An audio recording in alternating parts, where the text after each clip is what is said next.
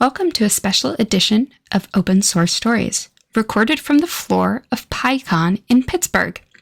My name is Julia Ferrioli, and I'm joined today by Carol. Carol, would you like to introduce yourself? I'm Carol Willing. I'm a lover of Python, C, and many other languages, active in Python core development and Project Jupyter and Jupyter Notebooks and Jupyter Hub and Binder. I've been working with tech since I was a fifth grader, and I grew up in the shadow of Bell Labs, and the first computer I programmed on was a mainframe. And it was just like we do outreach programs now. It was a bunch of engineers that were working at Bell Labs that took a bunch of us nerdy math people to learn how to program, and it was the coolest thing. And then the next year my middle school had, for math folks, they had like half of the day you were not in your regular class, you were in like a special class, and they had a TRS-80 and also like a mainframe link from the campus to Bell Labs. And so I got to keep playing with computers in BASIC. And then in seventh grade, like, the whole world changed because we got one of the first Apple IIs, and even though you had to save with a cassette drive and whatnot, but it took me probably 6 months, but I ported the Atari game Breakout. Oh wow, really? To the Apple II. And it was this whole like adventure and fun and exploration, and how does this work, how does that work, because there wasn't a whole lot of documentation. We didn't have the internet, there were no tutorials. And so what I associated programming with was solving puzzles and exploring and being creative, and so fast forward a little further, I went and got an electrical engineering undergrad degree, and then I got a master's of science in management from MIT, where I got to really get immersed in C programming and econometric modeling. And, this was all at a time where you couldn't just hit an API endpoint and download, financial data or economic data. Oftentimes you would have to, like for my thesis, I worked with advertising agency data, and I basically had to hand enter all of it and have two students double check that the entries were correct. And, lots of 5.25-inch floppies, and, it was a different time. But one of the reasons I went to MIT was I could see, my passion has always been, how do you improve access to educational materials? And I think I got that when I was an undergrad at Duke. I ran they had a student-led campus cable TV station. Mm-hmm. So we were making videos. We made some of the first video yearbooks. This was, pre-internet, all of that, YouTube. Wow, that would have been a concept. But I found that I really loved that intersection of where people and technology come together. And, improving access to education materials, I'd done like education outreach and whatnot, was really important to me. So I wanted, I had this grand plan, like, okay, how do you network all this stuff together so you can share it? And this was pre-internet. Like, they had some early prototypes of like browsers, but when I was an engineering manager several years later, we were still deciding, should we use Ethernet or token ring? And we were programming everything at the socket layer. So you didn't even have these nice like requests or something like that let you just hit the API. And then, as life would have it, I got pregnant with my daughter and was really sick while I was pregnant, and decided that, I'll take a year off of work, and had two companies I could have gone back to. And when my daughter was 1, the daycare calls and says, oh, we have a spot. And I was like, panic attack. And I wasn't ready to not be around her because she was like a sponge and learning. And so I took a break from tech, fully intending to come back. And that break turned out to be a 15-year break. Mm-hmm. And then when I came back to tech, really the only thing that really changed was version control. It was like RCS or CVS when I left, and when I came back, it was Git. And I had to wrap my head around Git because it didn't have an intuitive interface. And of course, what did I do? I was at a conference, so the first class I took was an advanced Git class, which was probably a blessing because at least it let me understand the internals of Git and how it worked. But I mention this because, life is a fluid thing, and for whatever reasons, parenting, illness, elder care. My mom had Alzheimer's, so for a long time that's why I worked for myself, so that I could fly back and forth from coast to coast. And we often we hear many stories in the media like, oh, you take a 2-month break from tech, you've lost your thing. You take a year break, oh my gosh, you can never come back. Oh, you have to come back and start at the junior level again. Mm-hmm. And I mention it because I think it's complete BS. I think you have computational problem-solving skills. They don't go away with a break. Yeah, there might be a new language, but if you've used another language before, it's not a big deal. And yeah, you might have to learn some new things and put some effort in. But I think, I reflect back on when pre-internet, and the thing about tech and software development then was people who were generalists, who liked problem solving and, seeing a project from start to finish and had great communication skills with other engineers, they were valued. And they were valued for what they could produce. And post-dot-com bubble, things got very specialized and very siloed. And I think in many cases, people who had skills that weren't one-dimensional were sort of made to feel less than. And, oh, you need to have X number of years in this particular language or X number of years in this other language. And so recruiting for tech, I think, was pretty broken.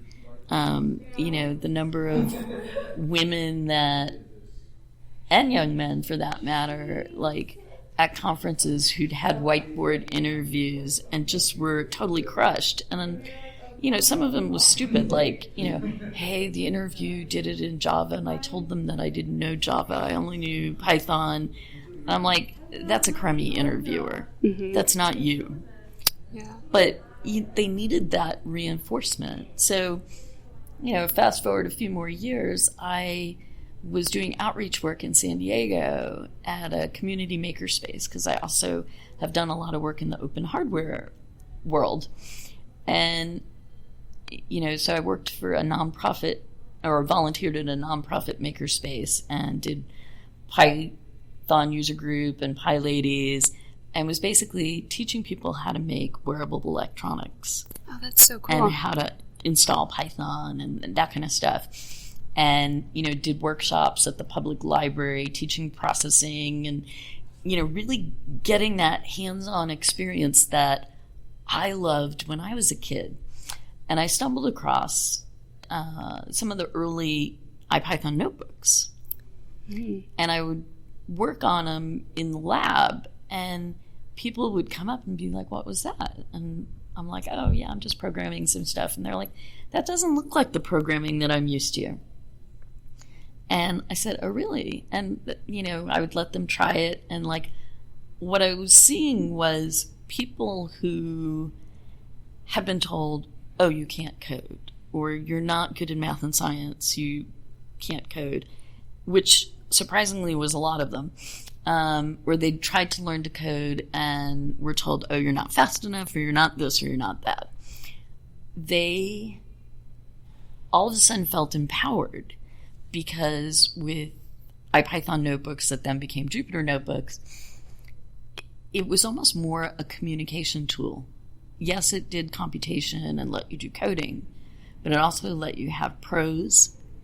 It broke things down coding-wise into smaller chunks. Mm-hmm. You could do visualization. You could drop in multimedia. And so what I started seeing was, hey, this could be a really good learning tool as well as an exploration tool because, okay, change this thing, hit Shift-Enter, see how it responds. And so what San Diego Python would do is we had a group of probably 10 of us that were pretty close, and we would do workshops like once a month or once a quarter. And somebody asked us to do an intro to Python workshop. Mm-hmm. And we decided that we would write the workshop using Python notebooks and teach it at the REPL. And the Python notebooks was to make people feel comfortable that they had something as a takeaway. And, I still will use that workshop when I mentor people who are first learning Python. And what was cool is when we built Jupyter Hub, and in particular Binder, which lets you launch an ephemeral Docker environment in the cloud so that you could execute Jupyter Notebooks, it became accessible. And so that repo that is still on San Diego Python has a Binder link, and you can click on it and go to mybinder.org, run notebooks, and do the thing. And the fact that persisted, I think this was 2014. Oh, wow. Okay. And the fact that it still runs, 10 years later is kind of cool. It's a testament to the longevity, both of the technology and the approach. Absolutely. Yeah. And so, my journey and my story, there's so many people that have encouraged me, empowered me, inspired me, whether they're complete beginners and, hey, let's sit down and try and figure this out together, or, creators of a language like Python, like Guido, who is someone that, has made a difference in my life. And when he got the award in Japan, the NAC award, I got to give him the congratulatory speech. And really, the thing that mattered most to me was, thank you for creating a language that let us create Jupyter Notebooks, because through that, I was able to fulfill my life stream of expanding access to knowledge to many people. And it's something that I'm super proud of. And, it's still a little surreal that we did that, but it's pretty awesome. And, now I'm kind of doing my third act where I'm really focusing on mentoring, teaching, empowering people, and really looking at, some of the new technologies. Obviously AI is a big buzzword right now, but, it's been around since 1950s. So, I keep telling people that. They don't believe me. Yeah, it's totally true. And, when we were doing neural networks and things, like when I was at MIT in like 1988, 89, we just didn't have the compute power. Well, now we have the compute power, and, okay, there's lots of problems in the world that require solutions. And, the notebooks help maybe get people from different disciplines on the same page. And there is a place for AI and deep learning and machine learning, generative AI. However, there's also, you need to remember that it is a tool. It is not a person. Mm-hmm. at the end of the day, it's kind of like a vector of numbers. But, I think one of the things that I want to advocate for is more critical thinking skills, not just in tech, but beyond, because these tools are going to impact more than just the people who are working in the industry. And I think it is imperative for us to be good stewards of how it works in the world. Yeah, it's great. You can be on a poster and, be the darling media child, whatever. But is it really helping the world? I don't know. But I have seen many paradigm shifts in my life. Cell phone service was one. The internet was another. World Wide Web, yet another. And this is just another in that. And there's always that cycle of hype. And then, pushing the envelope, seeing where things can go. And then, the reality sets in of, okay, how do I sustain it? How do I, provide value? Mm-hmm. And that could be social value, it could be economic value from what I'm building. And at the end of the day, why do we code? It's for people. It's for people. Mm-hmm. It's always for people. It's how do you solve problems that people have? And, computers are a great thing in that they can do repetitive tasks without complaining too much usually. And they're good at it. But there's still places that we haven't gotten to. And, at the end of the day, my view on all the AI stuff is, trust it if you want, but definitely verify. It kind of goes with security. You have to know the parameters of what it's good at, what it's not good at, and what it definitely should not be used for. Right. And, I've been incredibly blessed with the Python community and, seeing how much it's changed in the last decade in terms of inclusion. We're not there yet, but, the power of PyLadies and the impact that it has, Black Python devs, seeing that sort of, grow and evolve, we're heading in the right direction. And I think that's, I've often said, start small and scale. And that's worked pretty well throughout my life. I believe that was referenced in one of the keynotes earlier today. Yes, it might have been. But it is, it's oftentimes people get stuck trying to find the perfect solution or, even imposter syndrome. How do you get past it? You have to take a next step. Mm-hmm. It could be a baby step. That's totally cool. But it's always be moving forward. Mm-hmm.